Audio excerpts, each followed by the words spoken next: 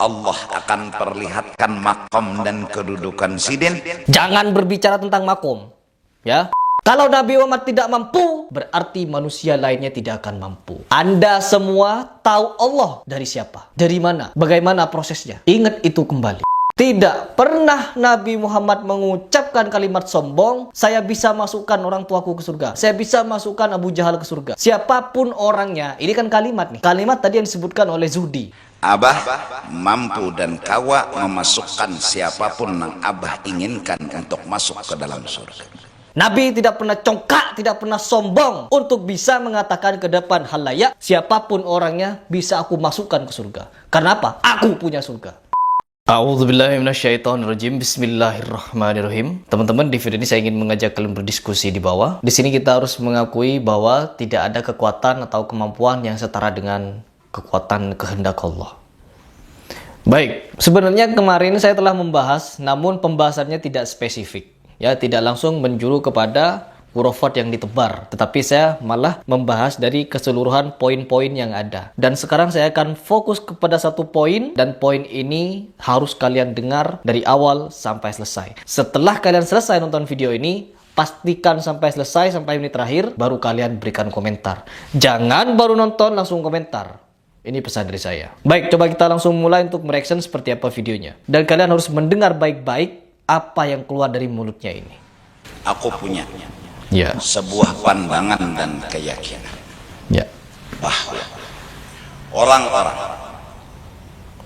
yang memusuhi beliau, yang menyakiti beliau, yang memacam-macami beliau, tidak menutup kemungkinan, ini kalimatku, tidak menutup kemungkinan di akhirat nanti beliau mampu mengangkat orang itu dari neraka untuk ke dalam surga. Jelas ya? Di sini sejeda perkataannya adalah siapapun dia yang memusuhi Gurus Kumpul, dia masuk neraka. Sudah mengklaim orang lain masuk neraka, dan nanti Gurus Kumpul akan menolong dia dari neraka ke surga. Ini kalimat yang keluar langsung dari orang ini. Lanjutkan dulu. Aku yakin itu. Karena setidak-tidaknya itulah akhlak yang beliau miliki.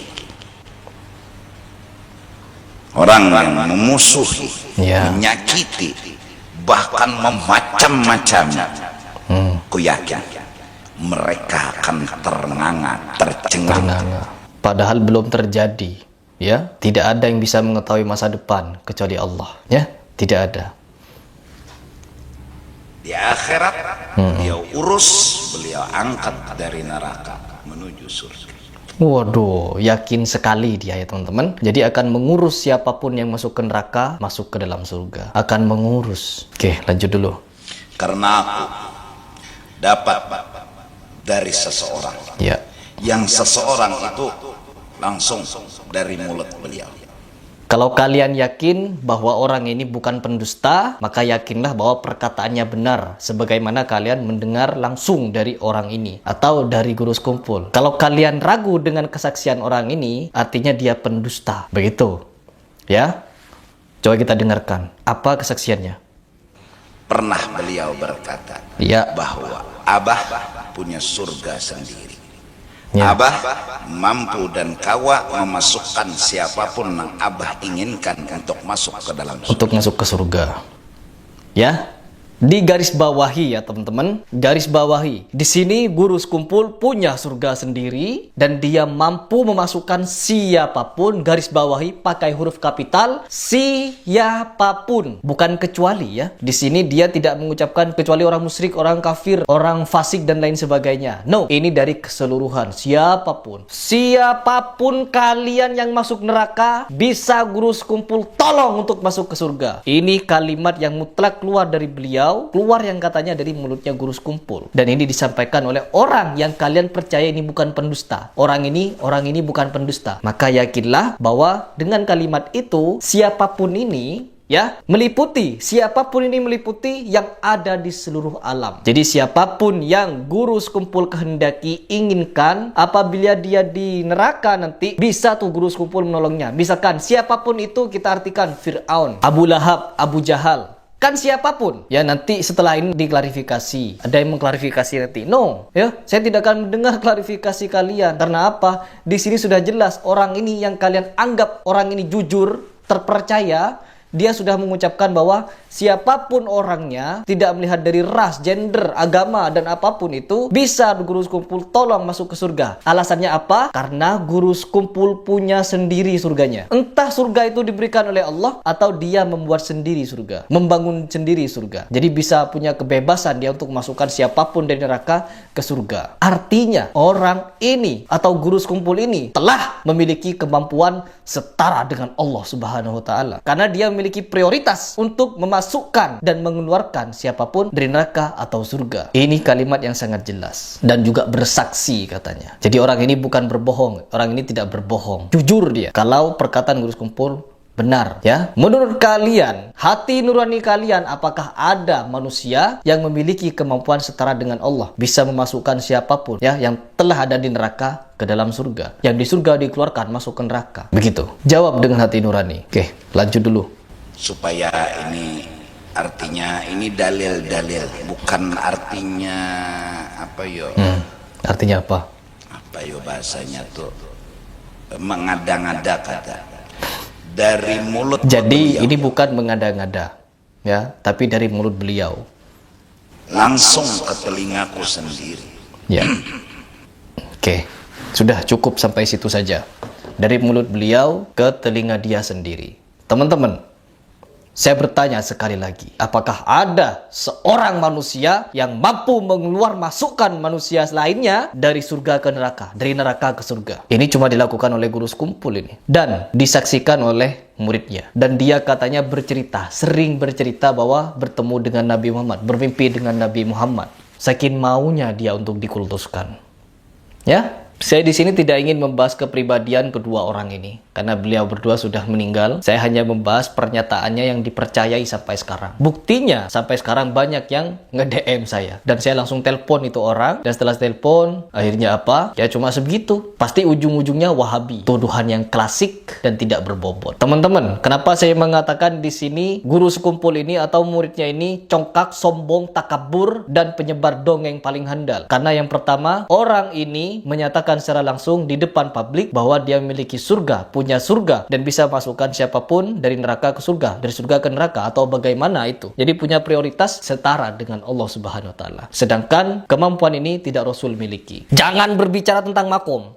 Ya, jangan berbicara tentang makom. Makom Anda jauh dengan makomnya Nabi Muhammad kalau begitu. Ini makomnya guru sekumpul di bawah, Nabi Muhammad jauh di atas sana. Jauh. Jangan sampai menyamakan dengan Nabi Muhammad. Tidak ada satupun yang setara dengan Nabi Muhammad derajatnya. Kalau Nabi Muhammad tidak mampu, berarti manusia lainnya tidak akan mampu. Anda semua tahu Allah dari siapa? Dari mana? Bagaimana prosesnya? Ingat itu kembali. Kalian kenal Islam dari guru ngaji kalian di kampung, ya. Setelah itu kalian menempuh pendidikan SD, SMP, mondok mungkin. Kalian dapat ilmu di pondok. Setelah itu ujuk-ujuk kalian sakti. Ujuk-ujuk kalian mendapatkan karomah yang lebih dari Nabi. Kalian orang Indonesia yang belajar Islam hanya melalui kitab, ya, melalui guru ngaji di kampung. Tetapi para sahabat, anak cucu Nabi Muhammad, istri-istri Nabi Muhammad, orang yang hidup tinggal dengan Nabi Muhammad, tidak ada satupun dari mereka mengaku bisa memasukkan orang yang telah Allah jebloskan ke neraka masuk ke dalam surga. Tidak ada satupun dari mereka. Sekali lagi, bahkan Nabi Muhammad pun ada suatu hadis yang sangat sahih, ya, patut kalian baca. Kalau kalian tidak percaya dengan ucapan saya, langsung kalian buka kitabnya, yaitu hadis yang diriwayatkan oleh Imam Muslim, di mana di situ mendapatkan hadis ini dari Abu Hurairah. Di situ ada satu kejadian di mana Rasulullah pergi ziarah ke makam orang tuanya, ibunya, lalu Rasulullah menangis sehingga membuat para sahabat di situ juga menangis. Wahai Rasulullah, kenapa engkau menangis? Lalu Rasulullah menjawab, aku telah minta izin kepada Rabbku untuk memberikan ampunan kepada ibuku. Tetapi permintaan itu tidak Allah perkenankan.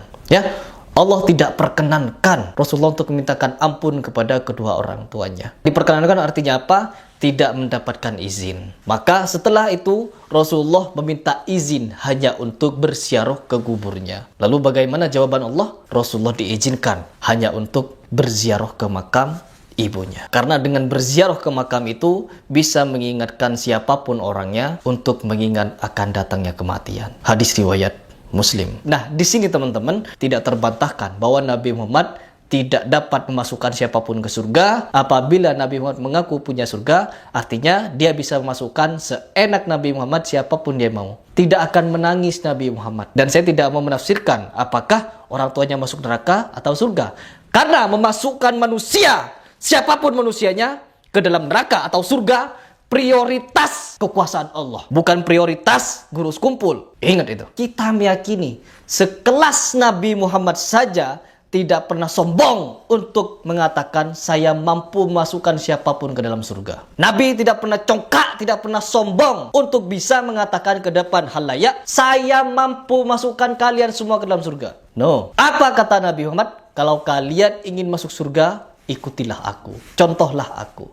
Sholatlah sebagaimana aku sholat. Ini kata Nabi Muhammad. Tidak pernah Nabi Muhammad mengucapkan kalimat sombong. Saya bisa masukkan orang tuaku ke surga. Saya bisa masukkan pamanku ke surga. Saya bisa masukkan Abu Jahal ke surga. Siapapun orangnya. Ini kan kalimat nih. Kalimat tadi yang disebutkan oleh Zuhdi. Bahwa siapapun yang dikehendaki Gurus Kumpul bisa dimasukkan dari neraka ke surga. Dan ini Nabi Muhammad. Nabi tidak pernah congkak, tidak pernah sombong untuk bisa mengatakan ke depan halayak, siapapun orangnya bisa aku masukkan ke surga. Karena apa? Aku punya surga. Siapapun kalian yang merasa fanatik buta kepada Gurus Kumpul yang sudah jelas-jelas menyatakan dongeng yang sangat luar biasa jahat kepada Nabi Muhammad. Nabi Muhammad katanya jasadnya begini-begini. Na'udzubillahi min dzalik. Saya sakit hati di sini. Bukan cuma kalian umat Nabi Muhammad, saya juga. Jadi di sini reaksi saya seperti ini karena saya baru sekarang saya nonton Khurafat ini. Sebelum-sebelumnya belum, ya. Baru sekarang saya melihat, ya Allah. Baik teman-teman, mungkin itu saja video ini. Semoga video ini bisa membuka pikiran kalian, membuka hati kalian, dan menyadarkan kalian bahwa sebelum Gurus Kumpul itu telah wafat orang-orang yang juga jago pendongeng. Tidak perlu jauh-jauh ke Gurus Kumpul. Di India ada yang namanya Sai Baba. Sai Baba awalnya mengaku bisa pengobatan. Habis itu dia mengaku punya kesaktian. Setelah itu dia mengaku wali. Setelah itu dia mengaku utusan Tuhan, Nabi. Baru setelah itu di akhir hidupnya, sebelum dia mati, sempat-sempatnya dia mengaku Tuhan. Dan apa? Kalian tahu? Orang ini, Sai Baba ini, jutaan umat yang percaya. Jutaan yang ikut. Baik itu orang biasa, orang kelas menengah, orang cendekiawan, sampai orang-orang intelijen. Ya, bukan cuma orang bodoh yang ikut, tapi juga orang-orang yang katanya cerdas. Begitu.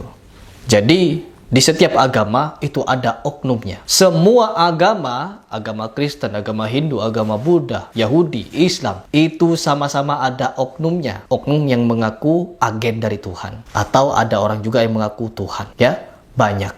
Mengaku Imam Mahdi, mengaku Nabi, mengaku ini, mengaku itu, dan lain sebagainya banyak. Karena ini adalah sebagian dari sunatullah, akan ada orang-orang yang merasa dirinya Tuhan dan lain sebagainya.